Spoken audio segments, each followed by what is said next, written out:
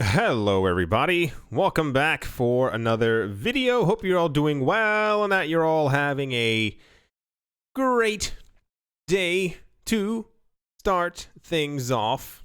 The co-founder of Ethereum, his name is Vitalik Buterin, talked about the baseless predictions made by many influencers, analysts, and market pundits in the last 2 to 5 years that turned out to be very wrong. He said that there should be at least some incentive to say sane things that are sane in this space. Bitcoin has always been a highly speculated asset right from its inception. Several market analysts and traders predicted that the price of Bitcoin would reach hundreds of thousands of dollars by now. And some pundits claimed that Bitcoin would be worthless in some years. Vitalik Buterin highlighted some of these highly ambitious predictions made a few years ago that turned out to be wrong. Here's a tweet right here. This is why I think digging up overconfident predictions people made 2 to 5 years ago that turned out horribly wrong and laughing at them is a great custom to have. We need at least social incentive to say things that are sane. And we need to be reminded of everyone's fallibility. Vitalik Buterin tweeted that digging up overconfident predictions people made 2 to 5 years ago that turned out horribly wrong and laughing at them is a great custom to have. He replied to this tweet that said that there is a lack of accountability framework, I'm going to get to that in 1 second, for those with a high degree of influence. Once again, there's a lack of accountability for those with a high degree of influence. Vitalik Buterin also added that we need at least a social incentive to say things that are sane and need to be reminded of everyone's fallibility. One of the main things that he said first of all, this is not me by any means backing either side, and I'll explain why in 1 second. You may not have noticed, or you may have actually noticed, Mr. McAfee has not been in the news as of late. Mr. McAfee, around 2000, it must have been 2016, 2017, predicted that by the end of this year, that's this year, right now, that Bitcoin would hit $1 million per coin. And if not, he would eat his giblets. It says it right here. Just can't say the word, but you get what I'm saying. As time has gone on, and we have come to the conclusion that Bitcoin is probably not going to hit $1 million by the end of this year. Mr. McAfee has actually changed his stance completely on Bitcoin, which is really weird because since around 2012, 2013, he was the main cheerleader for Bitcoin, saying that it was going to be the greatest thing in the entire world. And then when he realized that by the end of this year, he would have to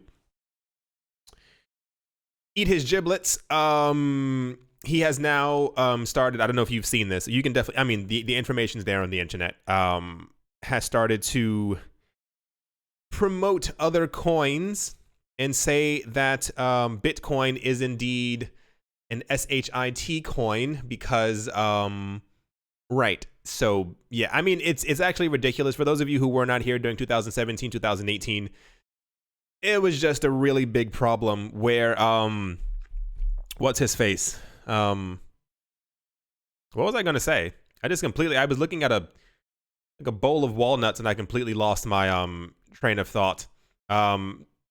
Anyway, the point is a lot of people have made outlandish predictions and a lot of them have not come true. What I myself now have found interesting is that I think what Vitalik is saying is true in its own manner. I also think that I think it's important to look both ways when crossing the street because there have been a lot of cryptocurrency projects that have themselves predicted and or promised things that were going to happen, and they have not. So I'm just going to go through a couple of them just to let everyone know, or to kind of, put us all on the same page, because I think a lot of times, yeah, I'll just kind of say it this way. We had news a couple of weeks ago, months ago at this point. It says, did Ethereum silently give up on Plasma? For those who do not know, in 2016, 2017, Plasma was touted as it would have been the equivalent of, or something adjacent to, the Lightning Network that would allow Ethereum to have millions of transactions per second.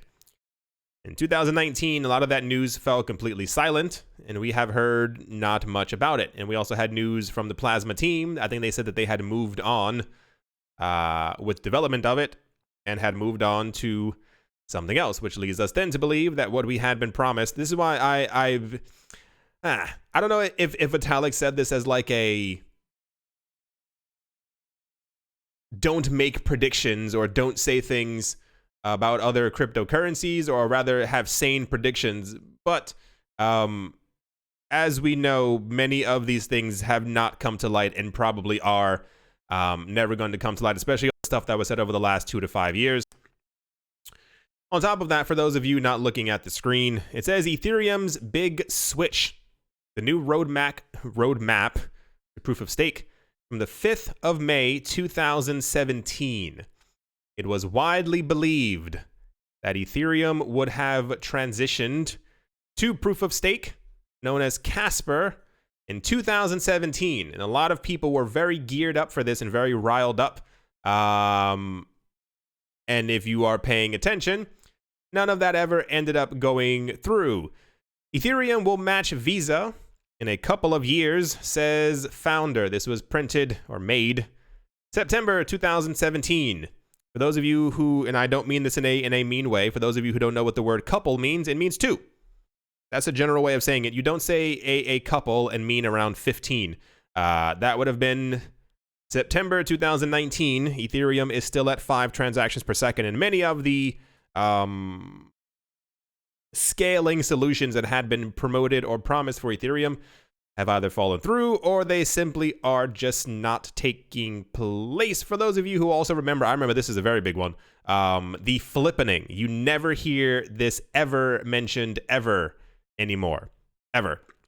For those of you who have no idea what the flippening is, this was also a very big prediction. This was a massive prediction, and a lot of fight started in the cryptocurrency space over this. It was the idea that at the middle of 2017, as Bitcoin would go up by 12% in one day, Ethereum would go up by 23% in one day. And therefore, people began to speculate and say that Ethereum was definitely going to flip Bitcoin and become the #1 cryptocurrency. The problem is, for those of you who remember history, XRP actually flipped Ethereum and kept on going a lot higher. And when XRP mathematically, with all the coins in existence, was very close to Bitcoin, that's when the entire coin market cap situation ended up unfolding, if you will, and the flippening also never happened. This was a very big thing. If you want to talk about actual predictions, it was widely debated that not only was this was before we had the whole Tron, Cardano, EOS, before everyone had been birthed. The entire discussion was that Ethereum was definitely poised to become the #1 coin. Is that still going to happen? Probably not. We've had this discussion many other times before. I don't think Ethereum is going to poof into smoke, but there's probably very little chance of it ever becoming the #1 coin, because whenever something is added or is paid attention to outside of the cryptocurrency space, it is usually just focusing on Bitcoin. A lot of times when I make videos or when I say things, I know it's not everyone, but a lot of people try to fight me all the time. One of the reasons why I think I don't know. I say things because I know things. I don't say things because I'm trying to sound smarter than anyone else. I don't say things because I'm trying to be pompous or whatever you might think. I've been in crypto, it's been 8 years now. I remember all the promises, and this is why I keep saying for other things that we've talked about before in the past, like, I remember them saying that, and it definitely did not come true. For those of you not looking at the screen, I'm going to read through it just so you have a little idea of exactly what's going on. The title says, 2017 to today, Ethereum predictions are aging, but not well. In June 2016, because Ethereum came out around, I think, 2015. This was around the time, I think, when they had like officially launched. 2016, Vitalik predicted this shift would occur in early 2017. That is to say, 2017 that we would have proof of stake. If you look at a clock or look at your tablet or look at your watch, yeah, the Ethereum projects, here's the actual roadmap for all of this that was happening. Metropolis was supposed to happen in fall of 2016. Serenity, the release of Casper, which is the actual proof of stake protocol, was supposed to happen early 2017. WebAssembly release, 2017. Now here's where it gets very fascinating, and this is why a lot of my bullishness, strength or weight that I put behind Ethereum is simply because mainly of the Enterprise Ethereum Alliance. When it comes to the actual news of upgrades, you've heard me mention for a while now, I'm like, okay, we'll see if it actually happens. And I think a lot of people take that as like a very cynical manner. It's once again because I've been here for 8 years. I saw all of this stuff being announced 5 years ago. For those of you not once again not looking at the screen, Ethereum 2.0, yet unnamed, is expected in late 2017. Ethereum 3.0, which would be the unlimited scalability release, is expected sometime in late 2018. If you are keeping track of time, those dates are definitely past. So whenever we get news or information, and this is why, I think it's very important to kind of point all this stuff out. Once again, I've been here for a while. I've seen all the hubbub, I've seen all the hype, and I've also seen the delays. In Q1 of 2017, Casper proof of stake was not live, nowhere, but the community was quite optimistic it would be at least live by today. There is a very big thing happening within the cryptocurrency space and has been happening for a while. You can announce anything you want. You can say that something is going to happen, something's going to take place, something's going to take shape, and that is going to roll out, and people kind of believe you. The issue is that about a year later, and I have a friend who works closely with another project, and he is going to be stepping away relatively soon because he told me he actually looked back at old documents and pretty much saw that they've been promising something for the last 2 to 3 years. It's not Ethereum. He doesn't work with the people from Ethereum, and everything they said has pretty much been I don't want to use the word sham, and it's a very well-known crypto project as well. They simply, the idea is, now this is what my friend told me, and this is what I also just assume. These are assumptions. This is not fact or written in stone. What a lot of cryptocurrency projects are doing right now is they're faking it until they make it. The idea has been for a while, and this is why I think the rundown in prices over the last 2 years has been absolutely phenomenal, because it got to finally shake out a lot of the worst cryptocurrency projects that were actually out there. If you are able to say anything during a bull market, you can make any prediction you want, and it'll always come true because every single price is going up, and this is why we saw the market completely lose its mind in 2017. At any other time, you can pretty much say, this is going to happen, this upgrade will take place, and in that moment, people will listen to you. They go, wow, it's definitely going to happen.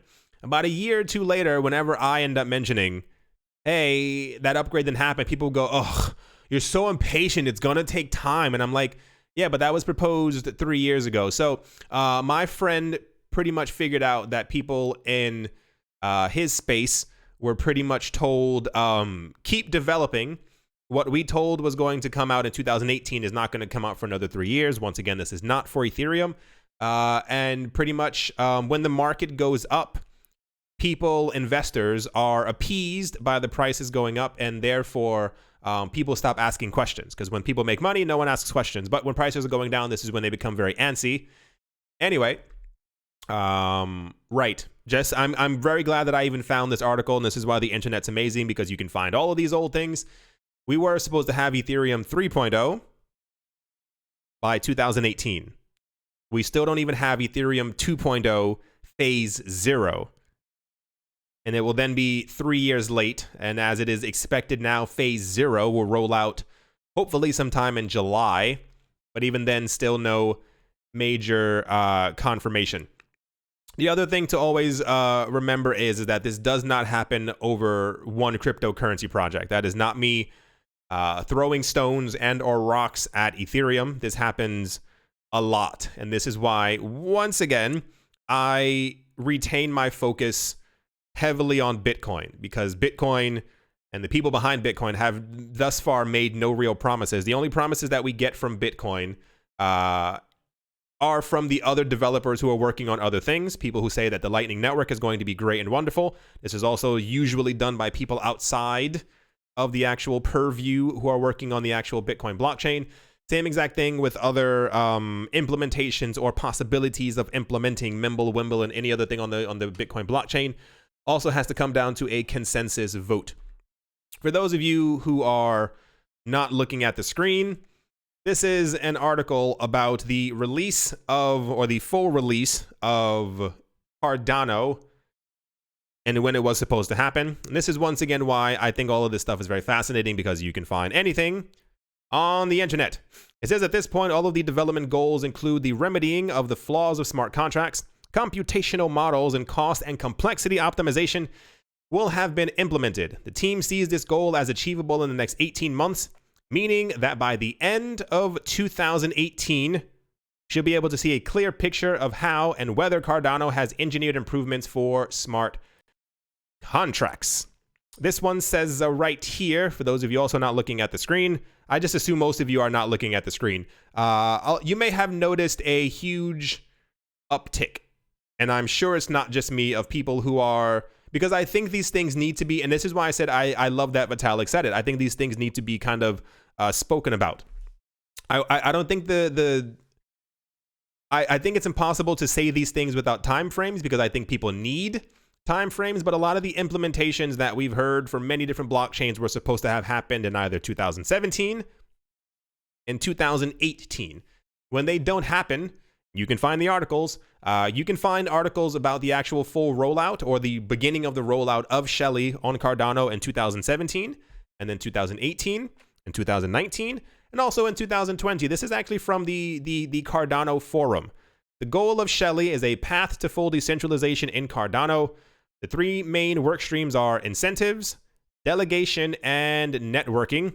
This was supposed to have been done and finished by Q3, Q4 of 2018. Once again, if you are paying attention to the actual time frame, it says Cardano moves closer to Shelley release. Amid a flurry of news, Cardano is currently gearing up towards its next major update, which has been confirmed to arrive Q1 of this year. If you look up a tiny bit, it is the 1st of January or 8th of January 2019. Still no Shelley. And just to bring it on home, a lot of people forget that these things exist so that you can actually find these things on the internet. Shelley, right here, decentralization, is the light blue.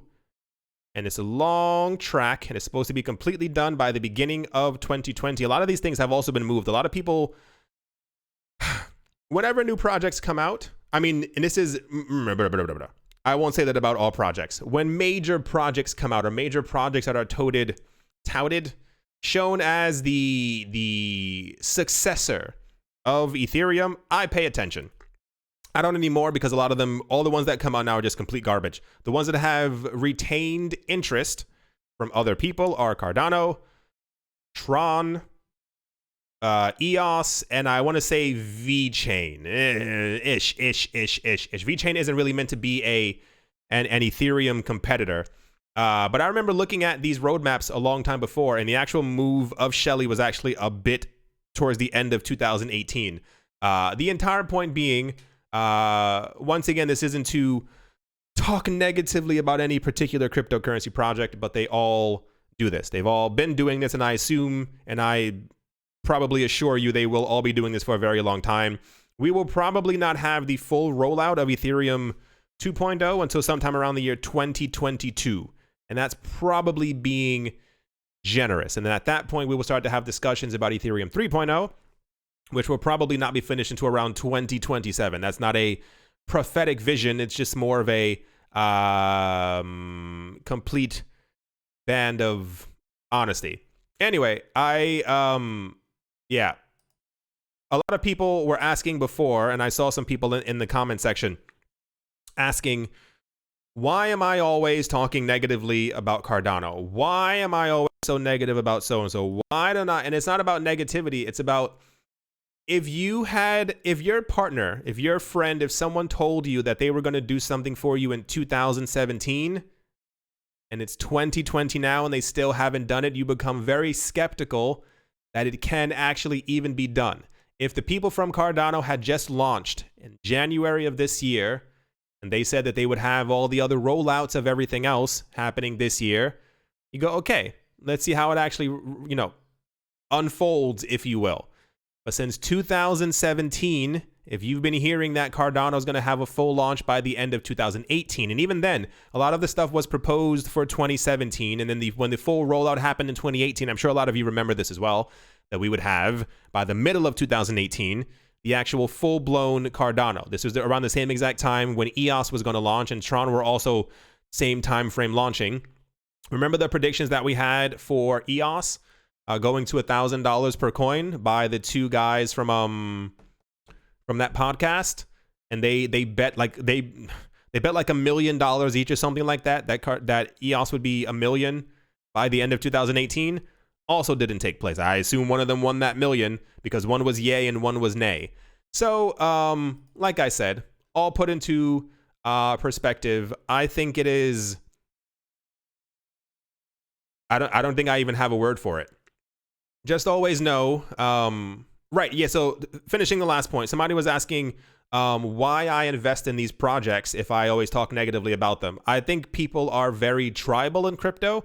I'm not exactly sure why the reasoning for this is. Like, can you imagine two investors sitting there talking to each other, screaming, I own Amazon and therefore Apple is garbage, and the other one screaming, I own Apple, Amazon is garbage. For some reason, this happens within the cryptocurrency space. I own Bitcoin, you own Stellar, therefore I'm more dominant than you. A large part of me, I'm in this space for the money. I see the long-term prospects of where the money is going to go. I own Ether. I own Cardano. I do not own Tron. No. And a lot of the other coins that I may not care about, I know that other people care about. Why? Do you want the honest truth? Because I know that people don't really pay attention. I know that people didn't really pay attention before when Ethereum said that they were going to launch proof of stake by the end of 2017. I know that has completely flown out of people's minds, but the issue is, or rather the situation is, they have tons of money still backing them. So eventually at some point, I believe Ethereum's going to hit $4,000 a coin. I'm going to make tons of money from it, and this is just how it kind of is. Same exact thing with Cardano. People forget very easily, I don't, that Cardano was supposed to have really been, it was supposed to have overshadowed Ethereum by 2018. As you might have noticed, it didn't take place. But the Cardano community, do you want to be called that, is they're very adamant that I'm wrong and that all this stuff is going to take place, already did take place, so that the time frames that they were talking about before just simply don't really matter, even after we've had confirmation from Charles Hoskinson multiple times. Do you remember, for those of you who were here, you wouldn't even know how I remember the time frame? Because in 2018, I remember I couldn't pronounce Charles Hoskinson. I used to say Charles Hoskins or something like that. And I remember people in the comment section used to get upset with me that it was Hoskinson, but I used to never say Hoskinson, so I used to start making the joke afterwards. I used to say Charles Hoskinson just to put the extra emphasis on it. This was also in 2018 when people told me that it was going to take over. So, you have these bundles of people, that's not at all what I was trying to put together, in the crypto community, who, regardless of how late or how slow the news is, or how the upgrades are, or the so-and-so, or that Q1 of 2019 we're supposed to have the major upgrade for Shelly, didn't happen.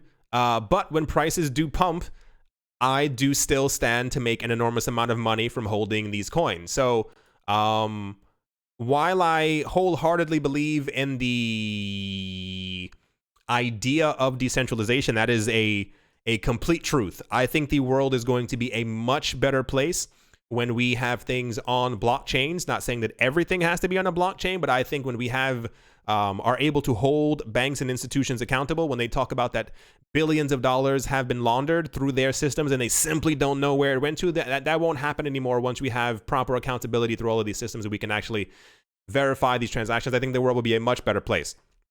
However, on the other side, I'm also here for the money. I have a lot of things that I plan on doing. I give myself 5 to 10 year goals. This is how I live. This is how I've always been. Every 5 years, I have specified goals.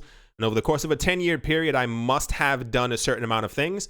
Cryptocurrency allows me to accelerate my goals rapidly. When it would have taken me X amount of time to be able to make 6, 7, and or 8 figures, cryptocurrency lowers that time frame dramatically from a certain amount of years. So while I may tell the truth, this is all that it is. I also, like I said, I also hold Ethereum. I also hold many other coins that have not done what they're promised, but I know that during the next move up, even if we just get to the former prices, I stand to make a large amount of money. And that's all that really matters, because it allows me to go deal with my other life goals. But always keep that in mind. I'm not saying things just to be negative. I also do have, I promise you, I have money in the space. And when coins go down, I also lose money.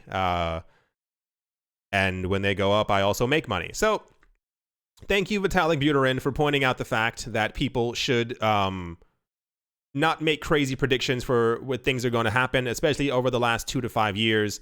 And just to say, you know, sane things within the space, like Ethereum was going to have phase 3 completely completed. But I mean, can you imagine? We don't even have Ethereum 2.0. We are probably, it's going to be a good 8 years before we see any sprinkle of Ethereum 3.0. Anyway, that's that news for the day. I thought I thought I just had to clarify it. I think a lot of people get very confused in the comment section. I believe in decentralization, and I think decentralization is a very important thing. I think many projects that I hold are just not going to make it. And when I say make it, I mean in 10 to 15 years time. I think Bitcoin will still be around. Many other coins, I don't necessarily think they will be there, but I hold them for the next 2 to 3 years because I'm fairly certain. Like even if Cardano was $1.30 or something like that, if Shelly does ever get rolled out sometime this year, I wholeheartedly expect over the next 2 years to see a $2 to $3 Cardano. I think that is definitely, pull the cord from under my leg, definitely a possibility. And that buys me multiple apartments. So good job, Cardano. Good job, Ethereum. And good job, all the other coins I'm not going to mention out loud because there are a couple of them. Anyway, without further ado, let's move on. Next up, for some reason in news that was really everywhere news, the latest installation of the cooking simulator called Cooking Mama Cookstar is at the center of controversy after being removed from Nintendo's eShop just hours after its release. While there's no official statement as to why the game was abruptly pulled, rumors on various social media platforms allege that the title was using players' Nintendo Switch consoles to mine Bitcoin, cryptocurrency. The accusation began when a Reddit user claimed that Cooking Mama Cookstar was secretly mining crypto. The game's association with crypto likely stems from the fact that its publisher originally stated the game would utilize blockchain technology. First playable, the game's developer says the game contains zero code relating to crypto or blockchain. He says, as the developers, we can say with certainty there is no cryptocurrency or data collection or blockchain or anything else shady in the code. The Nintendo Switch is a very safe platform with none of the data and privacy issues associated with some mobile and PC games. For some reason, I guess not for some reason. I guess it's kind of significant if there was a video game on the Nintendo Switch that was actually mining Bitcoin. That'd be completely insane. Apparently, people are saying, no, this is definitely not a thing, that it never happened, that apparently it was just a lot of fluff, negative energy floating around the space that had nothing to do with what was actually taking place, simply because a couple of people came forward and said that it was happening to them with no actual verification that it was taking place. So for those of you who were wondering why your Cooking Mama got taken off your Switch, now you know. But we have seen this before.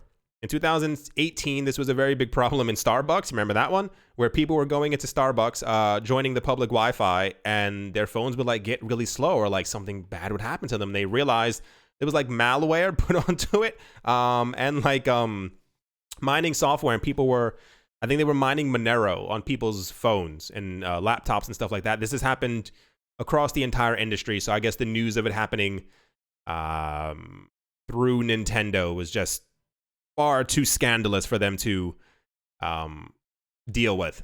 Anyway, that's the Nintendo cooking mama news.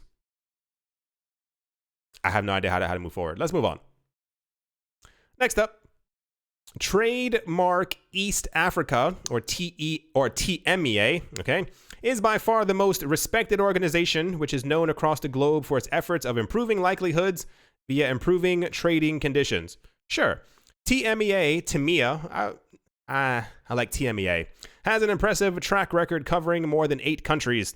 It covers the developmental strategies related to infrastructural development such as roads and border posts, upgrading government agency systems and processes, and makes considerable improvements in the regulatory environment. Here's a little tweet from IOTA, as apparently they have partnered with Trademark East Africa.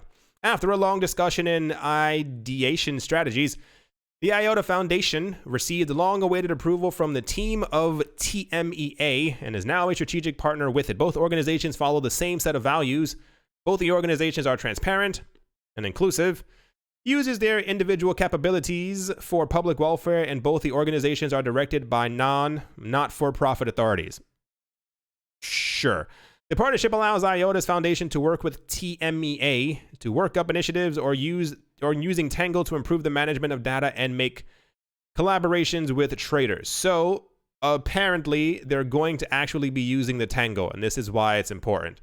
IOTA is a very weird project.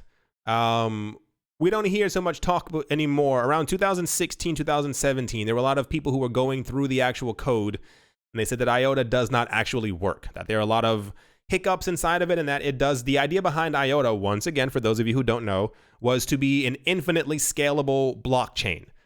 Before we had Tron and Cardano and EOS, we had IOTA.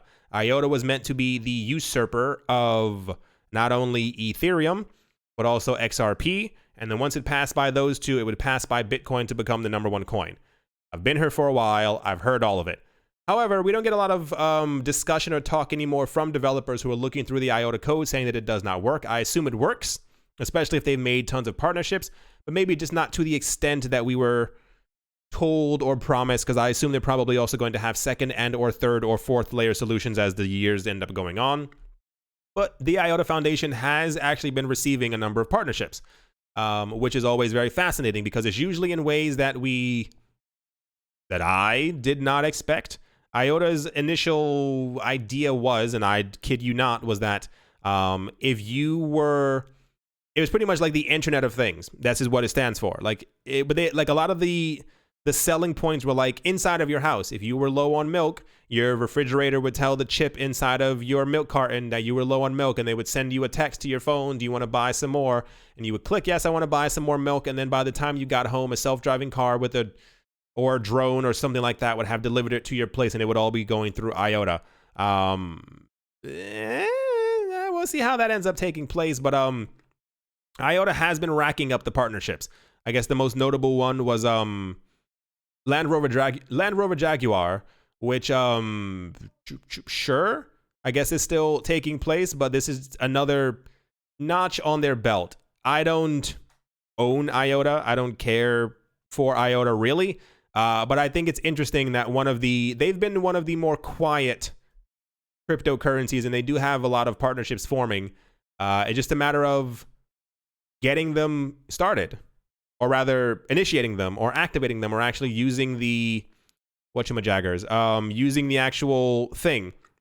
Because we got a lot of news in 2017, 2018 that X company was going to use this, Y company was going to be doing that. But from actual data usage and like the actual looking at these blockchains and or tangles, we don't see any actual real usage, or rather the usage hasn't spiked, like their volume isn't up. There's only one or two of them that have actually raised their volume over this time period. But good job to the IOTA people for actually having another partnership. That is it's very rare in the cryptocurrency space to have a partnership that's an actual partnership. You know exactly who I'm looking at. Anyway, yeah, good for them. And let's move on. Next up, new laws for regulating cryptocurrencies in Japan will start to be enforced next month.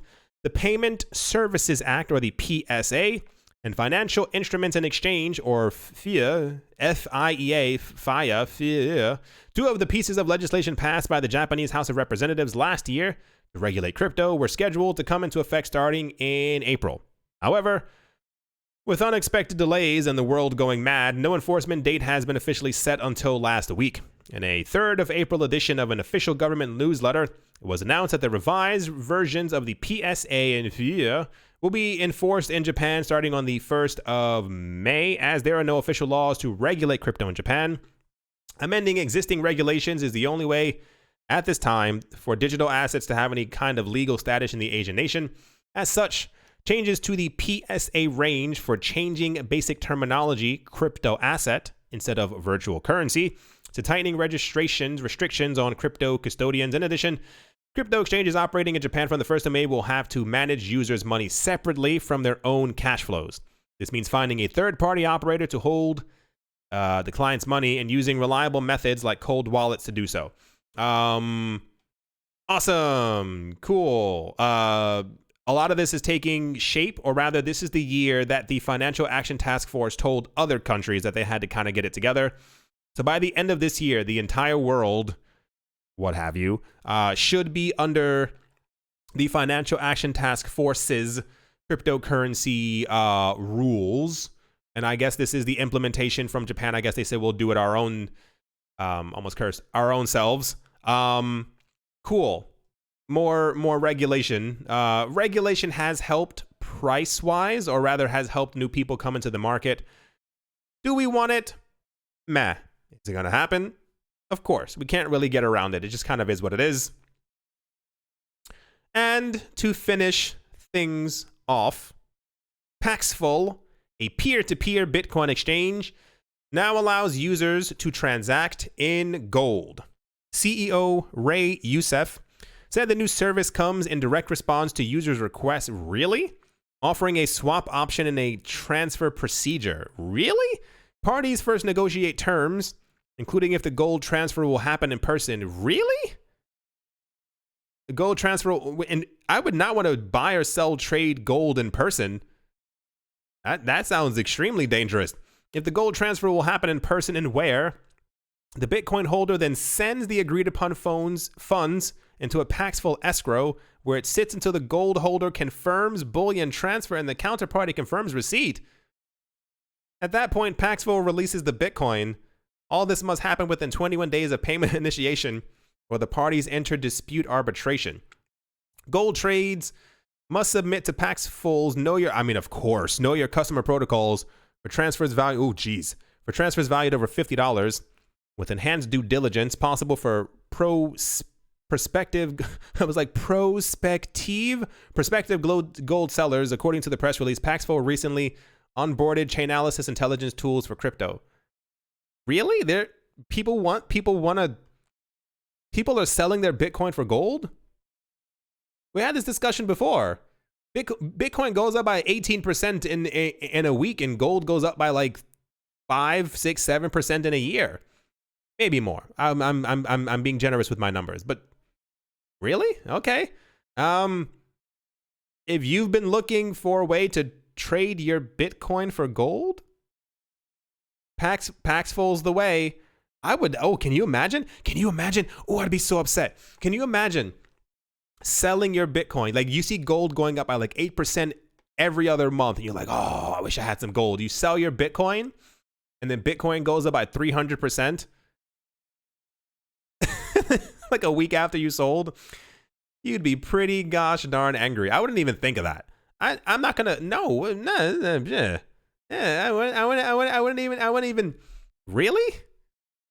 I don't know. I remember years ago, you all seen those stores, whatever city you live in. You've at some point walked by one of those streets where you can sell your gold and silver and other jewelry and stuff like that for money, currency and stuff like that. And I used to always be like, that's so generous of those companies that they would give people money for gold. Like that's so crazy. And as I got older, I was like, oh, they're taking the gold for themselves because the gold is worth more than the dollars. So just gonna leave that one there. Yeah, I wish them luck in their endeavor. I know. No. I was gonna even say if any of you use this, tell me how it was. I just, not financial advice, but we were at 3,500 a couple of weeks ago. Now Bitcoin is flirting with 7,500. So less gold adds $4,000 to its numbers in the next couple of weeks. Yeah, I think that's gonna do it for this video. I just thought I'd, share some information and shed some light as to some of the things that I say, because time. This is not the last time. This is not the last time that we are going to get information from cryptocurrency projects as to their updates, their upgrades, and when they're gonna happen. Sorry, I'm tired. Yeah, just keep it all into perspective. And I in 3 years we'll come back to a lot of this, because I can only imagine it. And I give it 3 years. In 3 years, the new coins that will be released, the new coins that are supposed to push out, move away, Bitcoin, Ethereum, XRP. We'll discuss them, or we'll talk about how popular they are. But just remember, a lot of the coins that we have now, or that we had before, haven't done what they said they were going to do. We still have the same top 3. A lot of the coins that we also have now that people keep screaming at me about that are going to be the most amazing, wonderful, fantastical things in the entire world, a lot of them will probably have fluttered away. So, yeah, it's just, I think people like the idea or the prospect of finding a new Bitcoin, or assuming that they can't get Bitcoin because Bitcoin is too expensive, or that they shouldn't put money into Bitcoin because there's probably more of a prospect for them to make more money from other altcoins, which is true sometimes. This is definitely a thing. Bitcoin may go up percentage-wise or dollar-wise by a lot, but percentage-wise, altcoins may take the lead, as it were. We'll see how this all turns out. This has been, if nothing else, this has been one fantastic experiment in trying to create a new monetary system through the creation of decentralized, cryptographically whatever-fied currencies. We'll see. Like I said, I hold a lot of the coins I hold because money. I know in about 3 years, my investment portfolio, real estate portfolio, will be absolutely insane, thanks to these coins. But as far as what I truly believe in, if you've been watching the channel before, you should know exactly what it is. I do hope that you all enjoyed. Hope you all are having a great day, a great morning, a great afternoon, a great evening, wherever you are, wherever you might be. I do hope that it's absolutely fantastic. Thank you all once again for watching and or listening. And I will most certainly be talking to you all soon. See you.